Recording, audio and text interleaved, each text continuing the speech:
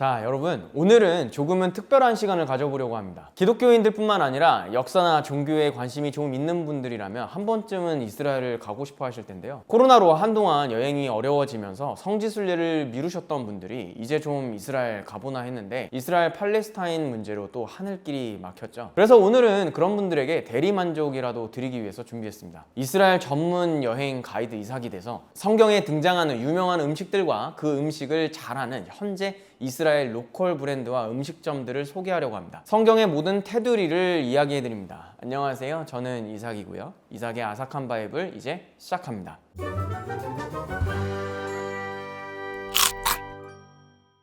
먼저 고대 이스라엘 사람들의 먹방하면 떠오르는 으뜸 음식은 소고기입니다. 지금도 이스라엘에는 몇몇 유명한 스테이크 브랜드가 있는데요. 그 중에 으뜸이 되는 로컬 레스토랑은 메아라 골란입니다. 한국에서 파는 한우보다 호주산보다 100g당 20%, 40% 착한 가격이 큰 장점입니다. 별표 5개의 맛집이죠. 아모스에는 부유한 북이스라엘 왕국의 귀족을 언급하며 가산의 암소라는 표현을 쓰는데요. 고대 이스라엘 시대로부터 내려오는 이 특산 소는 원래 메소포타미아 남부 대표 품종인 제부소와 북부의 대표 품종 타우린 소의 교잡종이거든요. 낮은 대사율, 높은 땀샘 밀도 및 큰 피부 면적 때문에 갖게 된 높은 내열성, 곤충과 진드기 및 원생 생물에 대한 저항력이 뛰어난 제부소와 타우린소의 교잡종들은 매우 뛰어난 육질을 가진 것으로 알려져 있습니다. 비옥한 이 지대에서 키워지는 소가 그 당시에도 최상급이라고 여겨졌다는 것을 알 수 있죠.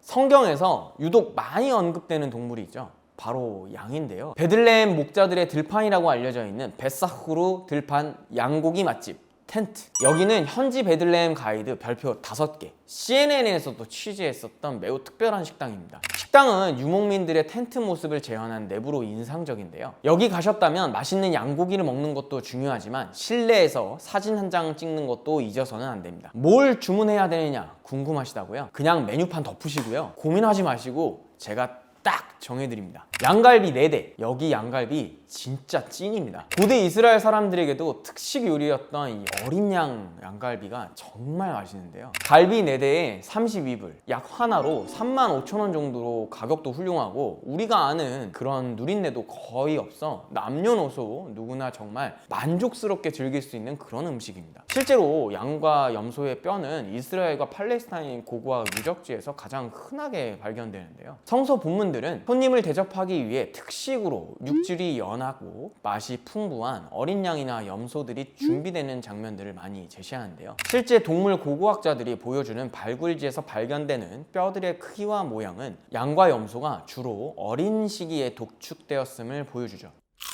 이스라엘 사람들이 가축을 사육했던 것은 단순히 농업이나 목축을 위한 것도 있지만 유제품을 얻기 위함도 있죠. 이번에 소개할 것은 이스라엘 유제품의 끝판왕이라고 볼 수 있는 곳인데요. 이스라엘 최남단 에일랏 홍해바다에서 15분 정도로 차 타고 북쪽으로 거슬러 올라오다 보면 딱 만나는 요트바타 농장입니다. 여름철에 날씨가 더운 이스라엘 지역에서 신선한 우유는 빨리 쉬니까 고대 사람들은 대부분의 우유는 사용 기간을 늘리기 위해 다른 유제품으로 가공했습니다. 실제로 고대 가나안 지역에서는 이미 기원전 약 3500년 족장 시대보다 1700년 이상 이전 시대부터 버터를 만들어 먹었다고 하는데요. 이때 거의 등장하는 게 요트바타 농장 제품들이거든요. 여기서 반드시 맛봐야 할 베스트 제품은 요트바타 아이스크림입니다. 원유 자체가 차원이 다르다 보니 아이스크림의 맛은 감히 설명할 수 없을 정도로 깊고 풍성합니다. 베두인들이 그러하였듯이 버터나 요구르트에 꿀이나 과일을 함께 섞어 먹었을 겁니다. 이것을 차게 먹었다면 오늘날 인기 있는 유화정 아이스크림만큼 맛있겠죠?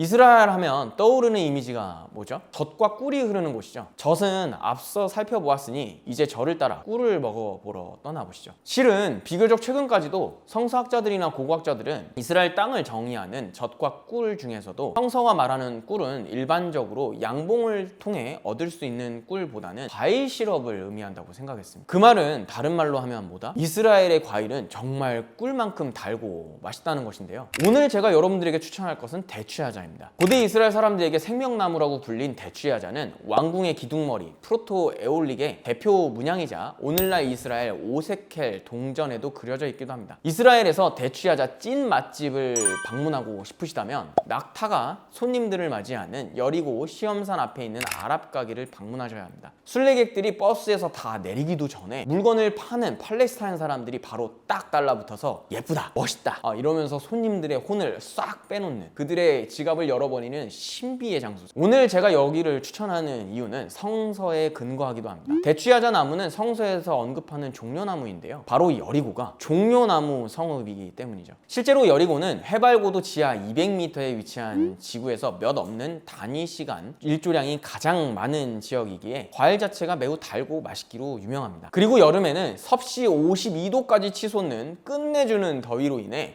과일을 건조하기도 매우 좋죠. 따라서 여리고에서는 무화과, 포도, 대추야자를 말린 형태로 시장에 많이 판매됩니다. 그리고 과일 시럽인 대추야자 꿀도 정말 여기 찐입니다. 이스라엘에 모샤브라고 하는 유명한 꿀 브랜드가 있기는 한데 저는 여기를 더 추천하겠습니다. 아니, 이스라엘은 젖과 과일 시럽이 흐르는 땅은 아니었을 텐데, 네, 맞습니다. 성서는 엄연히 나페트, 벌집을 5번 언급하고 과일을 졸여 만든 시럽 드와시를 54번 언급하면서 야생 벌꿀의 꿀, 나무나 바위에 있는 꿀 둥지를 언급하곤 하죠. 이 제조된 꿀을 알려드리기 전에 팔레스타인 자치지구에 방문하면 꼭 먹어야 할 꿀과 관련된 음식이 있어서 먼저 소개합니다. 바로 전 아랍 세계에서 탑5 간식 중에 하나인 팔레스타인 크나페입니다. 가장 유명한 크나페 맛집은 팔레스타인 자치지구 나블루스에 있는 나블루스 스위트입니다. 제가 이스라엘 방문하면 꾸러움이 있더라도 무조건 한 번은 방문하는 곳이죠. 꿀타래로 만든 무수한 얇은 밀가루 반죽 실에 버터와 기름을 두르고 튀긴 후에 바닥에 꿀을 다시 깔고 그 사이에 달콤한 치즈를 깔아놓은 신비의 음식이죠. 이 간식의 맛의 비결은 꿀타래로 만든 무수한 얇은 그 실에 있는데요, 이것은 실제로 양봉 과정을 거친 꿀벌로 만든 꿀로 만들어야 맛있다고 합니다. 그렇다면 품질이 뛰어난 꿀이 정말로 고대 이스라엘에서도 자연적으로 생산되고 제조되었을까요? 앞서도 이야기했지만 불과 20년 전만 해도 꿀이 흐르는 땅이라는 이스라엘 약속의 땅의 별명은 은유나 비유적인 표현이라고 학자들은 생각해왔는데요, 아미하이 마자르가 이끄는 고고학 발굴팀이 요르단강 중상류 갈릴리 바다 남쪽에 위치한 텔 레호브에서 기원전 10세기 이른 철기 시대에 해당하는 25개의 벌집을 발견하여 이 견해를 혁명적으로 뒤집었죠. 주변에 발굴되지 않은 지역을 감안하면 적어도 180여 개의 벌집이 있었을 것으로 추정되는데요, 이는 철기시대 이스라엘에서 대규모 양봉이 실제로 이루어졌음을 증명하는 희귀고고학 발견입니다. 히브리어 성경에는 양봉에 대한 언급은 없습니다. 하지만 꿀은 이스라엘 백성들이 재배했었던 다른 생산물들과 함께 번제로 태워지지 않는 조건으로 첫 열매 제물로 허용된 목록에 포함되어 있습니다. 이것은 양봉을 통해 얻은 꿀을 가리키죠.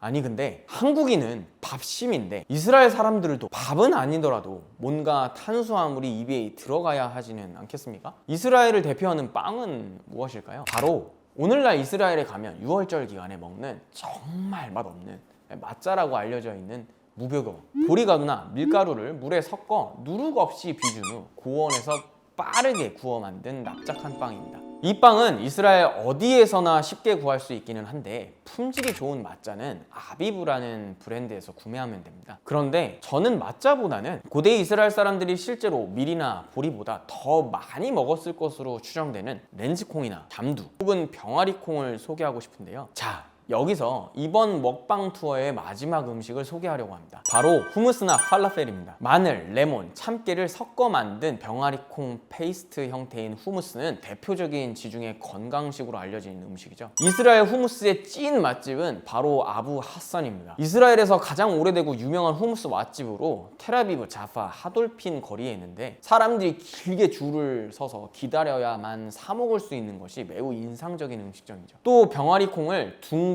탁구공처럼 만든 후에 튀기는 것을 팔라펠이라고 하는데요. 이스라엘에서 팔라펠이 가장 맛있는 집은 하이파에 있는 팔라펠 하즈케님입니다. 이스라엘 대표 길거리 음식으로 팔라펠을 야채와 섞어서 피따라고 하는 이 이스라엘 국민빵에 넣어 먹기도 합니다. 이스라엘 유학 시절 밥보다도 이 팔라펠을 더 많이 먹었던 기억이 있네요. 저와 함께 떠나셨던 랜선 고대 이스라엘 맛집 먹방 투어 어떠셨나요? 성지순례를 계획하시는 분들이라면 핸드폰에 잘 저장해 두셨다가 이번 음식점들을 꼭 한번 방문하시기를 추천드리고요. 이 외에 추천해 주실 맛집이나 꼭 먹어야 하는 음식들이 있다면 아래 댓글로 공유해 주시기 바랍니다.